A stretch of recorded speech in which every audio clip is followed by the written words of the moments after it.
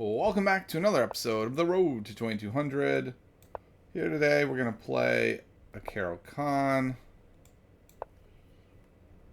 Getting ready for a big tournament this weekend. Okay, so I know this line well. I don't like where it goes, to be honest. But I do know it well.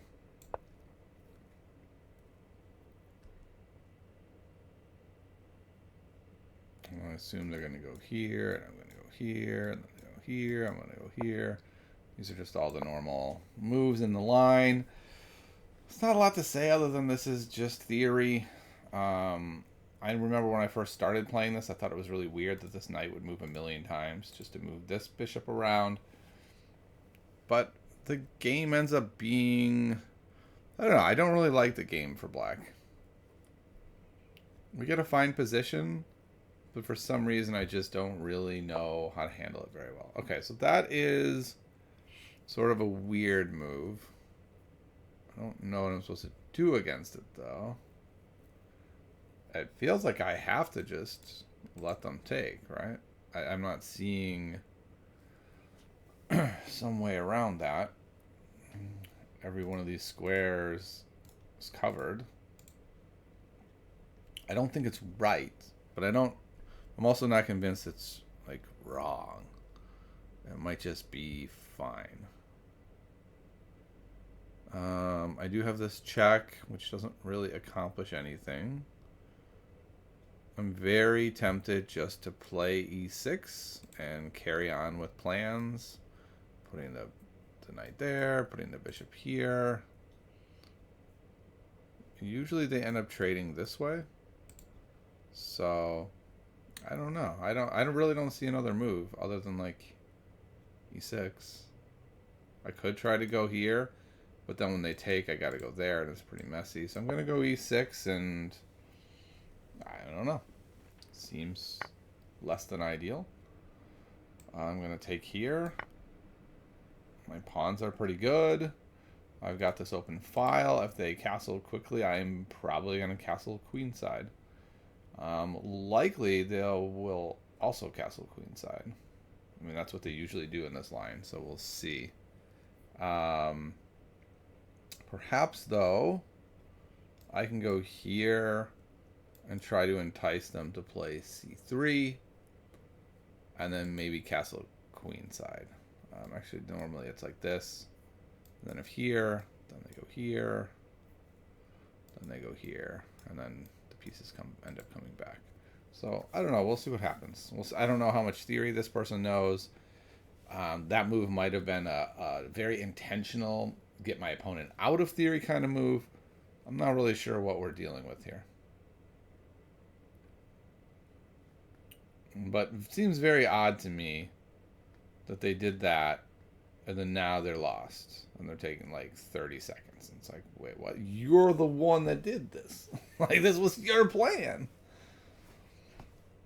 So, it's a little confusing. But future moves are like here. Okay, so this is where usually the trade happens, but now there's no trade because that bishop has nothing opposing it, which, I don't know, it feels like it should be good for them. Okay, can we do this queen check move? If they just push, I think I might be okay with that. Oh, right. Wow, that's... Okay, no, they can castle. The other move I'm looking at is this. It's between those two moves. They both seem reasonable. They both seem like moves I'm going to play. But this is a move I'm definitely going to play. And if they just castle here first, then I'm fine with that. I don't think they're going to play bishop d2. That feels very unambitious. So, yeah. And if they do play bishop d2, I may just stick the bishop on d6 and assume I'm going to trade with this knight. Not right away. I want them to castle first. But then I might trade. And I also want to castle long, most likely. Actually, after bishop d2, do I have this idea? double attack.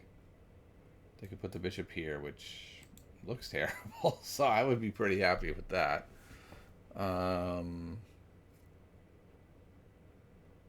Yeah, that seems pretty reasonable. So maybe bishop d2 is not such a great play.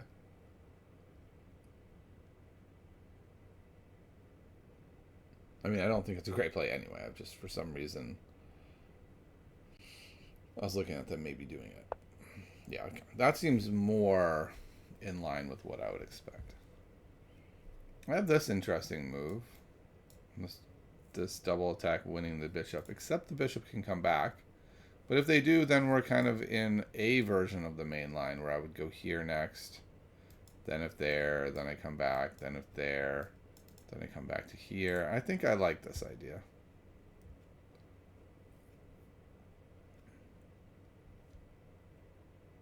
Just making sure there's nothing better. I don't see anything better. So we're going to do this. We're getting the check in. I have to assume they see the double attack. Like, that would be sort of outrageous if they didn't, and then we just won the game. Also, it'd be... Oh, I guess, no, they could go there, and that would be fine. Because then after I play this, they play c3, they cover it up, and it should be okay. So that is also an option. Basically, any option other than moving the king is fine. Which they were not going to do anyway. So I guess they're really trying to decide which one they would rather do. Would they rather offer up a queen trade or not? I'm not convinced I would like a queen trade here. I think if they try to offer up the queen trade... Oh yeah, that would be really clever. So if they offer up the queen trade, and I go here, and they play c3... and then I come back, they can't push that pawn. It's pinned now because the bishop would come here and win the queen. So there's that possibility. Anything else interesting here?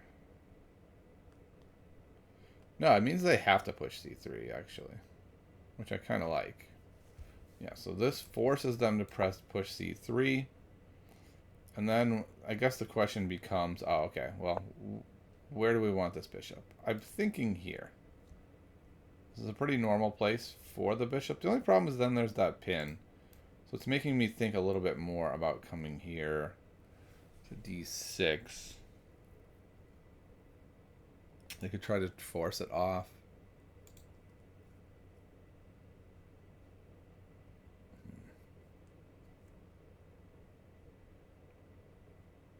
What I like about this is I'm threatening some stuff here.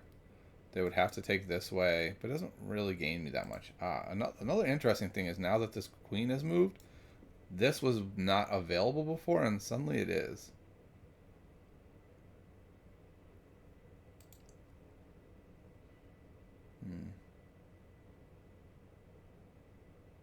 Yeah, I don't think I want my bishop pinned here. I think I want to be able to have the option to move the knight here and cause some trouble. And then if they push, boy, that could be really dangerous. Because then I can take here, take there, and I don't know, their king side is kind of falling apart. And with c3, that's usually a sign that they don't castle queen side because their queen side is a little bit shaky. It's not bad, but it's shaky. Probably a little less shaky since my light squared bishop is gone, which would be able to harass because of c3. It's funny because I haven't seen anyone play the opening as well the way my opponent did, but it seems very good. Like, I'm looking at it, I'm like, that seems like how you should play it. Like, what'd they do wrong? Nothing. It seemed great. Okay, so the question I'm having now is, do I go here? Do I castle? Do I try to rip open the game on either flank? What I like about this move is that I'm threatening here. They push. I don't think... Oh, well... No, I can't. Whoa, what? What's that? That hangs the bishop? Did they forget about their bishop? Wow. That's a truly terrible move, I think. I feel like it's a trap. I don't see anything. I think they forgot the whole point of what they did. And they were just thinking, like, I just blocked the check. And the funny thing is, maybe they never saw it. Maybe all along they just went, block the check, boom. And then now they're like, wait, there was a double attack? Huh? What? What just happened? That's possible. I don't know. I'm not sure. Now my king looks incredibly safe. My opponent has just resigned. 13 moves. That's it. That's the game. Okay, well, let's take a look at this 13 move game, because it actually is quite interesting with the opening. So this is all opening theory. It's just takes, develop the piece. The piece moves back, pressuring me. I move back. They develop a piece. They would very much like to get their knight in here. I stop them. And then mainline theory is here, here. And then it kind of depends from here. Often this is like the absolute main line. And then I play e6. And then they develop this bishop to... Depends. I guess they're saying the main line is this. No. Right. So that's one main line. The other main line is this way. And if they go this way, then we have this whole thing.